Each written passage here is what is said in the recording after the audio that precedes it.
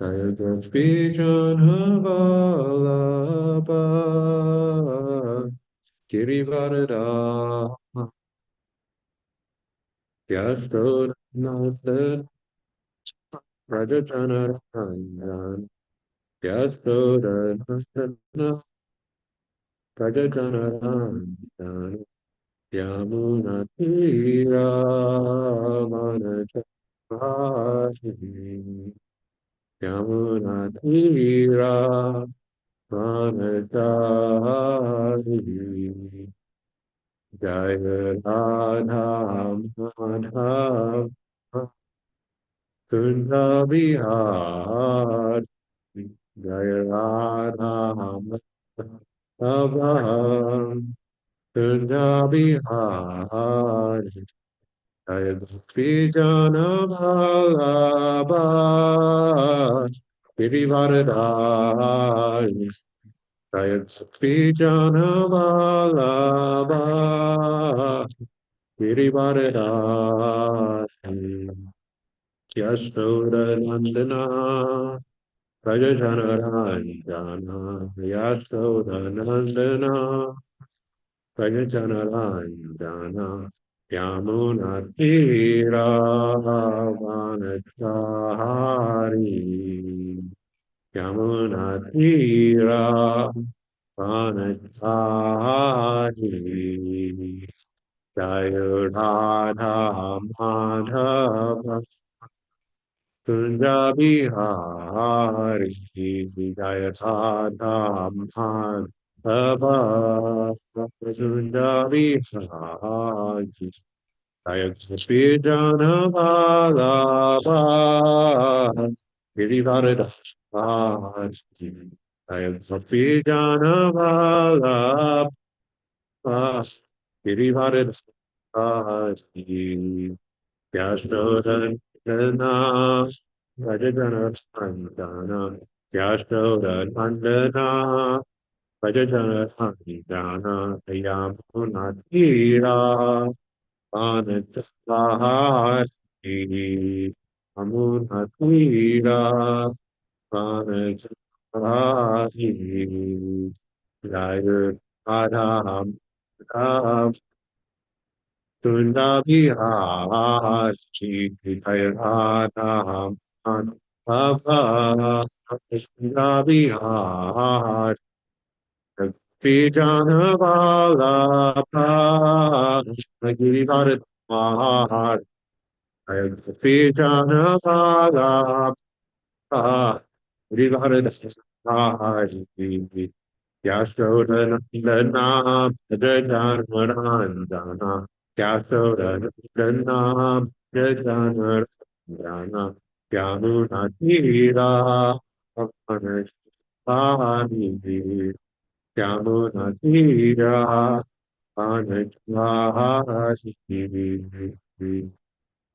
Hare Krishna Hare Krishna Krishna Krishna Hare Hare Hare Rama Hare Rama Rama Rama Hare Hare Hare Krishna Hare Krishna Krishna Krishna Hare Hare Hare Rama Hare Rama Rama Rama Hare Hare Hare Krishna, Hare Krishna, Krishna Krishna, Hare Hare, Hare Rama, Hare Rama, Rama Rama, Hare Hare, Hare Krishna, Hare Krishna, Krishna Krishna, Hare Hare, Hare Rama, Hare Rama, Rama Hare Hare Hare Krishna Hare Krishna Krishna Krishna Hare Hare Hare Rama Hare Rama Krishna Rama Hare Hare Jaya Om Vishnu Padabrahamsa Nirvitakacharya Ashodashata Sri Srimad His Divine Grace A.C. Bhaktivedanta Swami Maharaj Prabhupada Ki Jai. ISKCON Founder Acharya Srila Prabhupada Ki Jai. Jaya Om Vishnu Padabrahamsa Nirvitakacharya Ashodashata Sri Srimad Bhakti Siddhanta Saraswati Goswami Maharaj Prabhupada Ki Jai. Grantaraj Srimad Bhagavatam Ki Jai Nitai Gaur Pramanande Hari Hari Bol.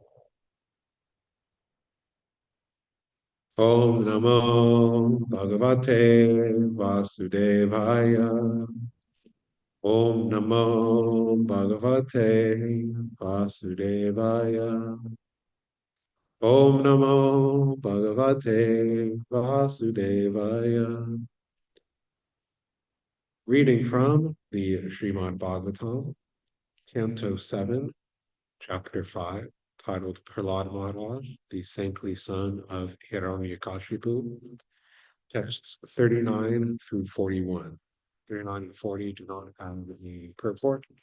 So I'll just read the Sanskrit from them and then read the Sanskrit, do the word for word and all that for 41, and then read the Englishes. Naritaste samandishja bar sravaya shulapanaya Tigmadam Strakaralasya Tam Rasham Shru Shiroruha Nadanto Bhairavam Nadam Chindi Binditi Vadina Sinam Chahanan Shulai Laharadam Sarvamanamasu Hare Brahmanya Nirdeshe Bhagavatya Kilatmani Yuktatmanya Palam Asam Apunyasyeva Satkriya Hare Brahmanya Nirdeshe Bhagavatya Kilatmani Yuktatmanya Pala Asan Apunayasyeva Satkriya Hare Brahmanya Nirdeshe Bhagavatya Kilatmani Yuktatmanya Pala Asam Apunyasyeva Satkriya. Word for word. Hare, in the Supreme. Brahmani, absolute. Anirdeshe, who is not perceivable by the senses. Bhagavati, the Supreme Personality of Godhead. Akila Atmani, the Supersoul of everyone. Yukta Atmani, on he whose mind was engaged. Prahlad. Apala, without effect. Asan, where. Apun Yasya, of a person who has no assets in pious activities. Eva, like. Satkriya, good activities, like the performance of sacrifices or austerities. Translations and purport by His Divine Grace, A.C. Bhaktivedanta Swami Prabhupada, Srila Prabhupada Ki Jai. The demons, Rakshasas, the servants of Hiranyakashipu, thus began striking the tender parts of Prahlad Maharaj's body with their tridents. The demons all had fearful faces, sharp teeth, and reddish coppery beards and hair, and they appeared extremely threatening, making a tumultuous sound, shouting, "Chop him up, pierce him." They began striking Prahlad Maharaj, who sat silent, meditating upon the Supreme Personality of Godhead.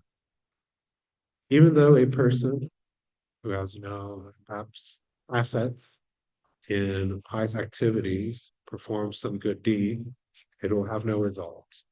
Thus, the weapons, demons, had no tangible effect upon Prahlad Maharaj, as he was a devotee undisturbed by material conditions and fully engaged in meditating upon and serving the Supreme Personality of Godhead, who is unchangeable, who cannot be realized by the material senses, and who is the soul of the entire universe.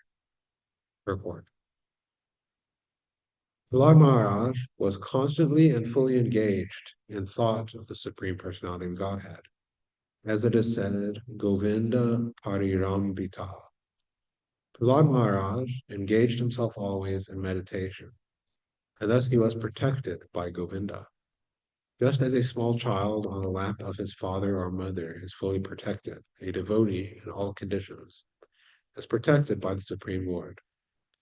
Does this mean that when Prahlad Maharaj was attacked by the demons, the Rakshasas, Govinda was also attacked by the demons? This is not possible. There have been many attempts by the demons to hurt or kill the Supreme Personality of Godhead, but he cannot be injured by any material means, because he is always in transcendence. Therefore, the words Pare Brahmani are used here. The demons, Rakshasas, can neither see nor touch the Supreme Lord, although they may superficially think that they are striking the Lord's transcendental body with their material weapons. The Supreme Personality of Godhead is described in this verse as Anirdeshye. We cannot understand him to be in a particular place, for he is all pervasive. Moreover, he is Akhilatma, the active principle of everything, even material weapons. Those who cannot understand the position of the Lord are unfortunate. They may think that they can kill the Supreme Personality of Godhead and his devotee, but all their attempts will be futile. The Lord knows how to deal with them. Om Ginasramandasya Jananjana Shlakaya Chakramay Tamyana Tasmai Shri Guruve Namaha. Jai Shri Krishna Chaitanya Prabhu Nityananda Shri Advaita Gadadhara Shri Vasari Gaura Bhaktivinoda Hare Krishna Krishna Krishna Hare Hare Hare Rama Rama Rama Hare Hare. Hare Krishna, dear devotees. So we are continuing with the story of Prahlad and the demons, the Rakshasa servants of Hiranyakashipu, are attempting to kill Prahlad Maharaj uh, by striking him and piercing him with tridents, basically trying to stab him to death. But the uh, attempt had no result. It was unsuccessful. Due to Prahlad Maharaj's protection by the Supreme Personality of Godhead, Krishna, who protected him fully due to his pure devotion. And Prahlad remained undisturbed, even while being pierced with tridents. And as we will read in the verses to come, even though there were so many different attempts to kill Prahlad by various means, they were all unsuccessful uh, because he was protected by Lord Vishnu, the Supreme Personality of Godhead. The analogy that Prabhupada uses in the purport is that of a small child on the lap of his parents, who is fully protected in all conditions.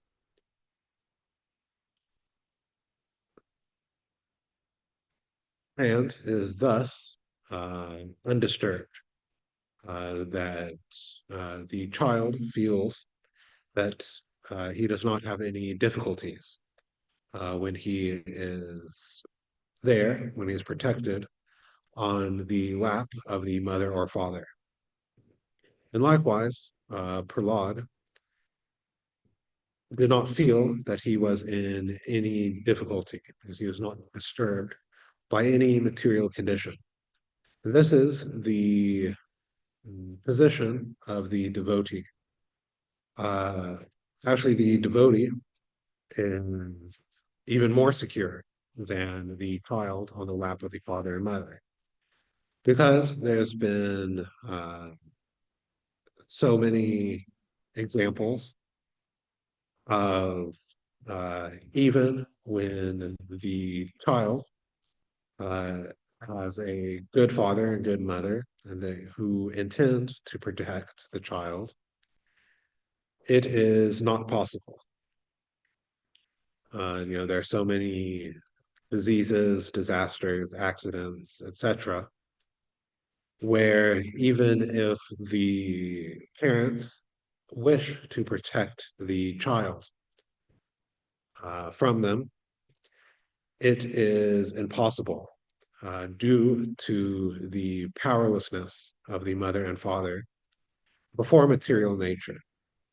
But material nature is just the separated energy of the Supreme Personality of Godhead. So he is able to protect his devotee even more mm, thoroughly or more effectively than the material father and mother or any material protector. We should understand this point very well that so many mm,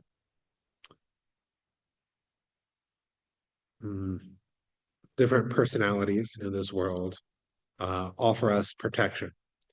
Father and mother say that I will protect you from the various difficulties. The police say, I will protect you from the criminal elements of society. Doctors say they will protect us from disease. The governments say they'll protect us from um, enemies. Politicians tend to promise such things all the time. I will protect you from this element of society. I will protect you from this phenomenon. But they cannot actually provide protection independent of the Supreme Personality of Godhead. Because they cannot overcome the material energy, which is in this world practically all powerful. That no matter how much a politician, for example, promises to protect you, he cannot protect you from birth, death, disease, and old age, which the miseries of which are everywhere in this material world. And if uh, Krishna, if the Supreme Personality of Godhead decides to withdraw his protection, then no matter what material arrangement is there, that protection is gone. An example that Prabhupada gives elsewhere is the Titanic, which was lauded as the unsinkable ship. So if you were on there, then the mm, construction of the ship, the engineering feat of it, uh, would allow one to be totally secure in the knowledge that one could ride upon the vessel without any anxiety. And of course, we all understand how that panned out for the passengers on the Titanic. So ultimately, we have to depend upon the Supreme Personality of Godhead for protection. But this protection is not always what it seems like.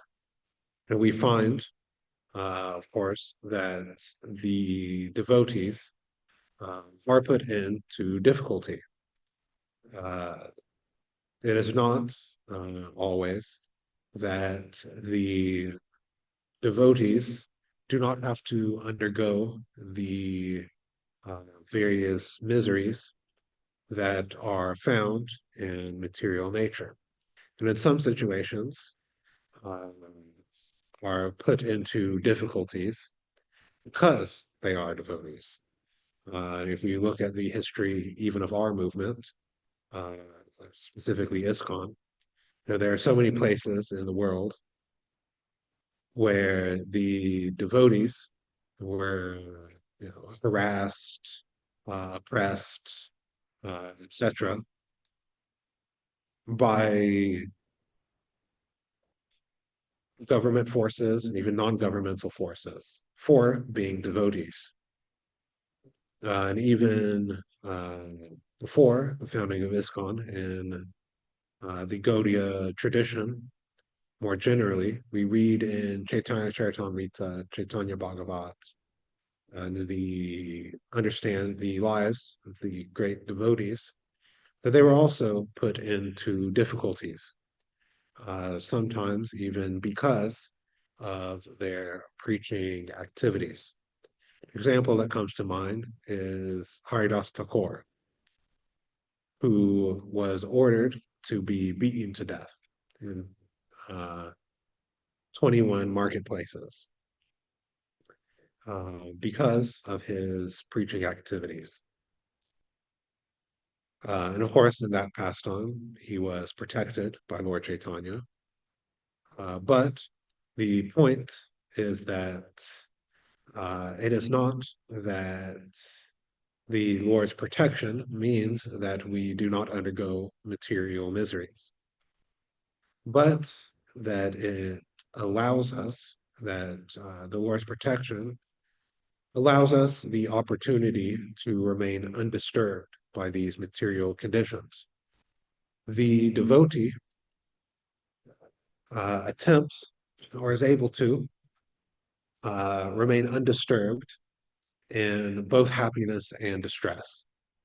If one sees the reaction of those who do not practice devotional service to the uh, various conditions that material nature provides to them, one finds that uh, the reactions are extremely dependent upon the scenario. So that if one uh, is put into difficulty in some way by some tragedy or problem, the response is generally lamentation. And as the world is becoming a tougher and tougher place to live, this lamentation is growing more and more. Uh, Depression, anxiety disorders, other mental distresses are increasing, basically year after year after year, because the conditions of the material world, of Kali Yuga specifically, are increasing and people are reacting in that way. And if they happen to gain some favorable material conditions, then they are elated. It's a cause for much excitement. Also because it's so rare to actually have good material conditions these days. But the reaction is one of uh, being seemingly overjoyed. Of course, uh, we find that the actual position is that the material enjoyment that they were expecting is generally short lived and disappointing. Then it's like, oh, if I could just get it again and go again to this material enjoyment. But the devotee uh, does not have either one of these reactions. The position that we are attempting, at least, to come to is one of being undisturbed in both happiness and distress. And this is because our mind is to be fixed on the service of the Supreme Personality of Godhead. No matter the material conditions that are there, we always have the opportunity to worship the Supreme Personality of Godhead.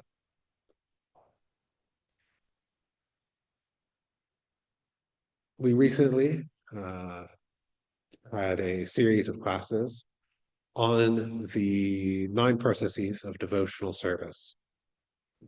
And even if one is in a materially uh, stressful condition, then one is still able to perform these, at least one of these processes. Now, even if one cannot, due to circumstances, worship the deity or perform practical service or things like that, and one can always hear and speak about the Supreme Personality of Godhead. And if one is even unable to do that, one can always perform the Smaranam process, remembering. And by contact with the Supreme Personality of Godhead, we can become transcendental to the uh, conditions of the material world and even the conditions of material happiness. The entire world practically is searching after this happiness, thinking that they will become content, thinking that they will actually have lasting happiness when they get these material sense objects. But the devotee can understand through knowledge of Shastra Chakshu, that these material sense objects are uh, fleeting and that they will not actually provide one the happiness that the living entity is seeking. That the only way to find happiness is through contact with the Supreme Personality of Godhead. This is the message of Bhagavad Gita, Srimad Bhagavatam, and to different extents, um, all bona fide religious literatures, revealed according to the qualification of the hearer, of the people that they were directed towards. And those of demoniac nature do not like this message. And that is what it means to be demoniac. That one does not like the message of the Supreme Personality of Godhead and his pure devotees. And so they try in various ways to destroy the transcendental body of the Lord. This can be done either literally, for example, when um, various imperialist powers conquered India, they destroyed temples and were trying to destroy the deities therein, thinking of destroying the Supreme Personality of Godhead by that process. Or it can be done in a more of metaphorical or subtle way, which is preaching against the reality of the Supreme Personality of Godhead. This is done in various ways. that are very prominent throughout history and today. So this is ultimately the viewpoint of the Mayavad philosophy, uh, that they do not recognize the reality of the Supreme Lord. We should understand that this Mayavad philosophy is not just some historical phase. You know, people can trace out the history of these ideas. You know, people back to Adi Shankara or other thinkers. Uh, but this mentality of denying the Supreme Personality of Godhead is always there in the material world. It is more or less what material consciousness means, that uh, one denies the reality or supremacy of Krishna. And it takes various manifestations. There's the more traditional Mayavad of Adi Shankara and others, the Advaita Vedanta school. There's kind of the more airy Mayavad of the various New Age sort of movements that are prominent nowadays, somewhat prominent. Uh, and then, of course, one that is very prominent nowadays is the modern materialistic worldview that is prevalent in the so-called science and philosophy of the intellectual class today. That they um, claim that there is no need for the Supreme Personality of Godhead in the various um, objects of study that are uh, there in the world. The historians and archaeologists and other uh,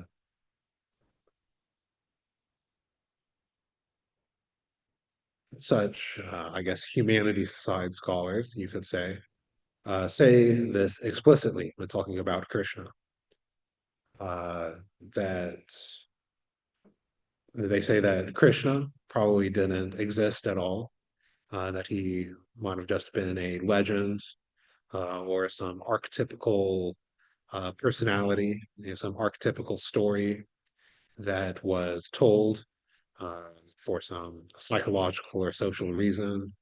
Or, if he did exist, then he was just some warlord or something that was deified later.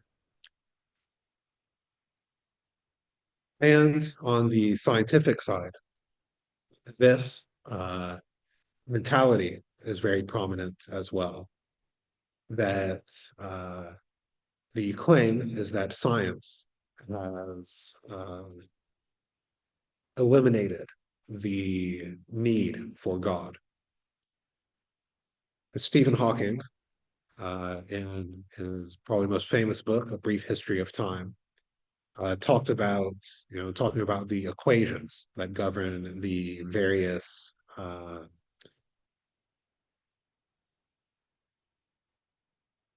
mm, processes in reality, the various physical laws.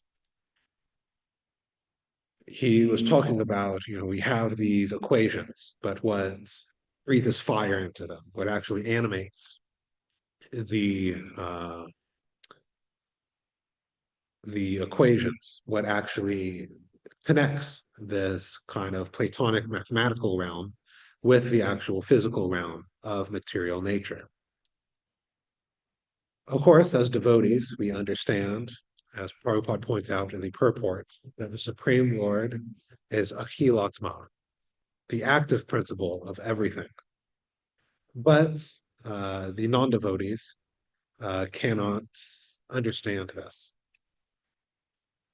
Uh, and it became fashionable to claim that oh, we have advanced in science enough in order to eliminate the need for God. Even Stephen Hawking, who said this later, wrote a book. Title escapes me. Uh, Talking about how science has eliminated the need for God. Uh, Lawrence Krauss, another theoretical physicist, wrote A Universe from Nothing, where he claimed that the universe, as well as the physical laws themselves, are able to come into existence from nothingness. I remember I read his book years ago, and I was an atheist at that viewpoint. And I remember even then being very disappointed with the quality of the book because he makes all of these big claims, but doesn't support them at all. It is more just to give a seemingly scientific backing to the new atheist movement. But we all, any thinking person, understands that there has to have been an original cause. As the Brahma Samhita says, sarva karana karana, the root, or if one wants to get a bit more philosophically technical, the ground or grounding of all existence, of all other causes or groundings. And this is the Supreme Personality of Godhead, that he is a Atma, that things only happen because the Supreme Personality of Godhead is there, because he is, as the super soul, animating things. The various equations of scientific study do not actually impel anything on their own, because there are so many equations that are available for us to understand. If one is skilled at math, one can make so many equations or mathematical models to show this or that. But what is it that allows certain mathematical models to actually describe the reality that we perceive? Something has to animate these things to connect our understanding with the actual physical world. And that is the Supreme Personality of Godhead, who is actually animating the material nature. Our understanding is that matter cannot move unless it has some contact with the spiritual energy, just like our bodies itself. We are living now, and we can move. We can move our various limbs. We can perceive things. We can have opinions and discussions and things like that. But when the soul has left the body cannot do any of those things on its own. And there has never been any proof that, as the scientists claim, the mind is a product of the brain. It's considered a very scientific attitude to think that that is the way that it works. It is considered an unscientific attitude, in fact, to believe anything else. But there has actually never been any demonstration that consciousness can come from neurons or any collection of neurons. It is simply just claimed. And we can understand that we have never seen an uncaused event or anything that came into being without being caused. So we can understand through so many different uh, methods that the material nature requires a principle in order to move, in order to actually be active. And uh, by definition, the materialists or the physicalists, those who only believe in material nature, cannot supply this active principle. They cannot point to where it is because they only believe in material things, which need an active principle in themselves. So they just kick the can down the road a little bit more to another material cause. But we understand that as material nature came into existence, it requires a cause that is outside material nature. And this is the Supreme Personality of Godhead, uh, who is the cause uh, and the controller of material nature.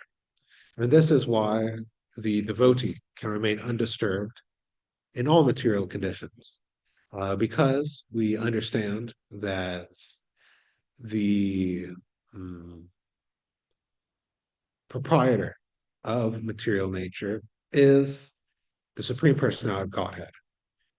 And that because we are attempting to serve the Supreme Person, we are under his protection, meaning that whatever he does, and we can understand whatever he does is for the good. So that even if we are in externally distressful conditions, we can uh, remain hopeful, we can remain joyful even by connection with the Supreme Personality of Godhead, uh, who we are assured will arrange things in the way that is most favorable for our continued devotional service, which is the only way to be happy in this world or spiritual world as well, in any condition of life. And so we should try to understand the Supreme Personality of Godhead as much as possible and take shelter of the process he has given us for coming back to him.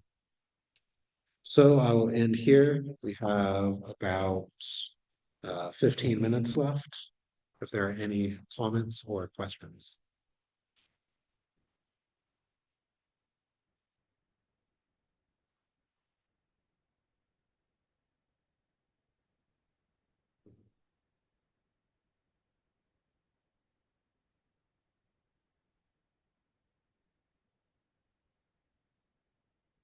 Okay.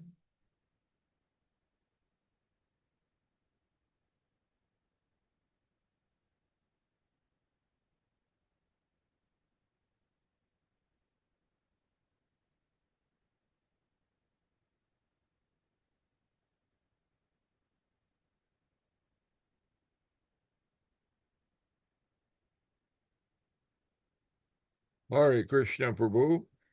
Hey, Bull, Tarka, welcome back. Thank you. Thank you for your class. It was nice, always nice to hear. Um, I'm thinking I must have a comment, but I'm not sure what it is. Hmm. Um, I just I don't want class to end. I feel like I got to fill the dead air somehow. I could offer a few realizations, I suppose. I guess that that's probably appropriate under the circumstances. Um, we speak oftentimes hypothetically about all kinds of things. But the circumstances of um, life in the material world inevitably, at some point or other, bring the hypothetical into the practical uh, reality. And Mhm. so we've been reading a lot about uh, the extraordinary character of Prahlad Maharaj and his devotion, his extraordinary devotion, that in spite of all kinds of um, extenuating circumstances and provocation, he remained always fixed in his meditation on Lord Vishnu, always fixed in devotion, um, and not just fixed, but undisturbed, even in the face of extraordinary provocation, still undisturbed. That's an extraordinary thing, and it's um, he's an exceptional example, but but the character of Prahlad Maharaj and his platform of Krishna consciousness is achievable by anyone. There's no bar. There's nothing inherently um, special about Prahlad Maharaj that sets him apart in terms of the potential for such achievements.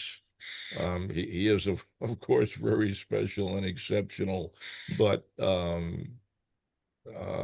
anyone can can also acquire such character with with time and practice, um, by connecting ourselves through the parampara, hearing attentively and submissively, and following um, the achar, the principles of Vaishnav life.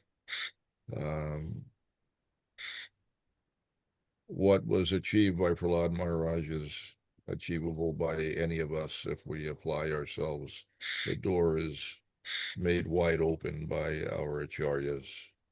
Mhm. And it behooves us, of course, to take advantage of the opportunity because we're in a very precarious situation. The material world is very dangerous. Anything can happen at any time. And if we don't take measures to protect ourselves and to progress in our spiritual consciousness, the environment is of such a nature that it will degrade the soul, um, dooming us actually to a more miserable situation, and for a period of time that we cannot estimate. The modes of material nature are always acting, and if we have not taken shelter of the spiritual nature, by engaging ourselves always in devotional service, then we are at risk of being infected by the inevitable contact with the modes of material nature.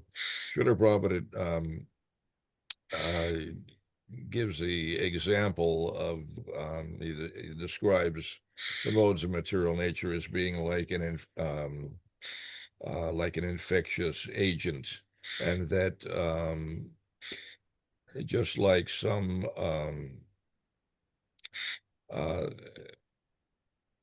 um, some sort of disease, by contact, you are infected, and then you have to suffer the symptoms of that disease, and you cannot avoid it.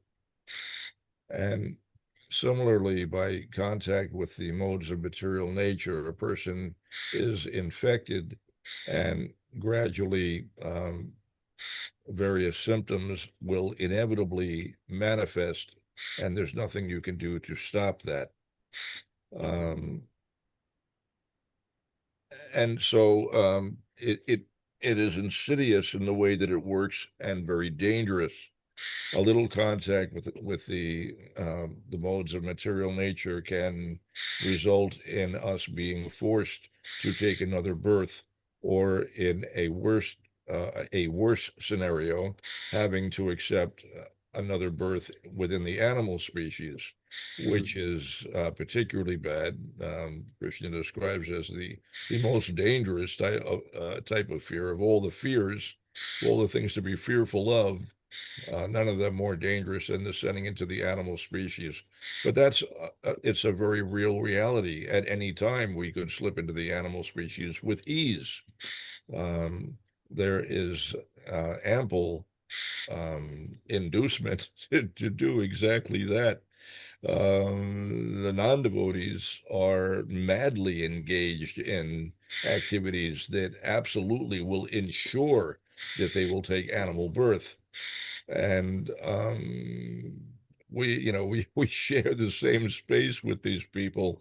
It's hard not to be infected by the disease that has overwhelmed them. We have to be very careful to protect ourselves, to avoid taking bad association by always giving superior association. It's the Srila Prabhupada taught us that in the course of distributing books, though we come in contact with so many non-devotees, we don't have to be affected by them, because we have the shelter and the protection of Lord Chaitanya, because we are preaching on his behalf. We're always giving the positive association of Krishna consciousness, and in that condition, we are immune to taking the bad association of the non-devotees. So taking this shelter through devotional service in one means or another insulates us against, it inoculates us actually against infection by the modes of material nature. And we want to try to implement the principles of Krishna consciousness in our lives as fully and as soon as possible, because Srila Prabhupada explains we don't know how much time we have. At any time, our time could be up, and whatever we did not achieve, we may lose the chance for a very long time. The fact that we have performed some devotional service means that we will get the chance again. However, we don't know when that will be. It may be a very long time. We may have to accept some less fortunate births, depending upon the reactions that we have accrued, and more dangerously, we don't know what choices we will make in the future. We may get the opportunity for devotional service at some point, but what will we do when that opportunity arises? Will we take advantage of it, or will we be distracted by something else? Will we commit offense, or who knows what we may do, because we are in the throes of the material nature, being buffeted about and conditioned in all kinds of ways. Um, our actions are, from one perspective, not our own. We're under the control of the material nature. The three modes of material nature practically are dictating our activities. We think we're acting independently, but we're actually under the control of the material nature. Um, our actual independence is very minute. We can take shelter of either the spiritual nature or the material nature. Those are our choices, and that's about the extent of our activity. Everything else is actually executed by either the material nature or the spiritual nature. They conduct us. Um, but so what will happen in our future? We have reactions from past uh, actions that may fructify at any time, and how they will present themselves and how they will affect us, we can't say. But the effect may be very pronounced, very profound, and it may induce us to make some very poor choices. Um, the effect can be one of self-perpetuating material consciousness. Mm, There's all kinds of ways to get into really terrible trouble.